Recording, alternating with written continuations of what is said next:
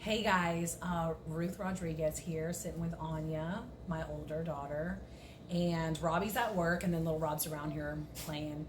So this is probably the hardest video that we've ever or will ever have to make. Hopefully, this we decided to start a YouTube channel called Her Wild Side, and it's in memory of my 15-year-old daughter Miriam, who August 2nd was admitted to Arnold Palmer's Hospital here in Orlando, and we didn't know, but that would be the last that we would spend time with her.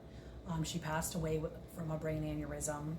So, but she loved God and she loved people, and so and she liked to have fun. So we wanted to celebrate her life in that way by creating a channel that just does just that: inspirational things from God and fun videos of the animals that we have here on our homestead, and just lots of laughs. So Anya, do you want to talk about what happened that day? So that day was actually my birthday, my 18th birthday. I woke up, I was super excited because it was like a childhood dream of mine to have like a tea party.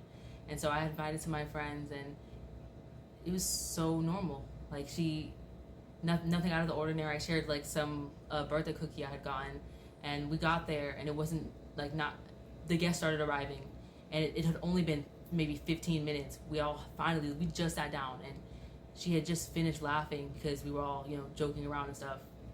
And she said she had a headache. Like, I saw her hand, her hand was shaking as she was reaching for the teacup. And so I was like, "Are you all right?" And she said it was just a headache. And, so I brushed it off, but then she started crying out. And she started sweating really bad. And then the irises of her eyes, they started shaking back and forth. And then after that, she threw up, and she was moved to the floor. And one of the parents of the girls I had invited, they came in, and then my mom, she also was on the phone with Miriam before she had fallen to the ground, telling her it was gonna be okay. And so Miriam starts telling herself, "I'm gonna be okay. I'm okay. I'm okay." And then the last thing she really said was, after she had said she couldn't see or hear, was, "Lord, help me. Lord, help me. Lord, save me. Lord, save me," over and over again. And then when she was on the floor, she stopped breathing. Like she was like heavily breathing, like she was struggling, like something was caught in her throat. And the moment she stopped breathing, that's when the ambulance finally arrived and came in, and they said her heart she's not. And then they're like, "Oh, we brought her back." So we're thinking it's gonna be okay. She was just dehydrated.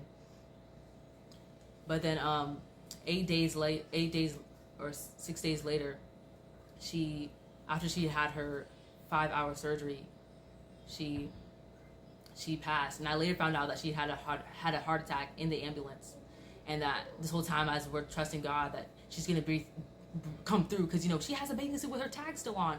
We just ordered a Temu order, and so that's on the mail.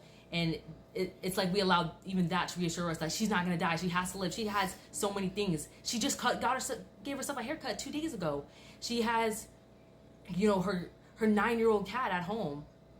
She has her dog we recently got this year on Christmas. She had all these things that she wanted to do. She didn't even know what she was gonna name her 5 kids. And so we're all believing, and we had over 4,000 people praying that she was gonna come back. And she even had color coming back, and she was de-bloating. And then all of a sudden it was like, because throughout this whole thing, her heart was on, they were giving her medications, or her heart would pump, and she wasn't even breathing on her own. It was the machines for her. And still we thought. And I didn't find out till later that there was only, what was it, 1% chance? A 1% chance that she would wake up after the surgery. And there was no way we would have known earlier or otherwise that we could have found out and got her surgery before then. Because even then, it would only be a 15% chance. But through all this, I know that God is still good. That even though He allowed for this to happen, that it's for a reason. And through this, we found more strength. And because we believe in Christ and because we follow Him, to die is gain. To live is Christ, and to die is gain. And that Miriam isn't dead, that she is alive. This life, this is such a wake-up call, that this life is so temporary. the things we see are temporary. The things we don't see are eternal. And the short life lived on here is nothing compared to eternity and where we're going.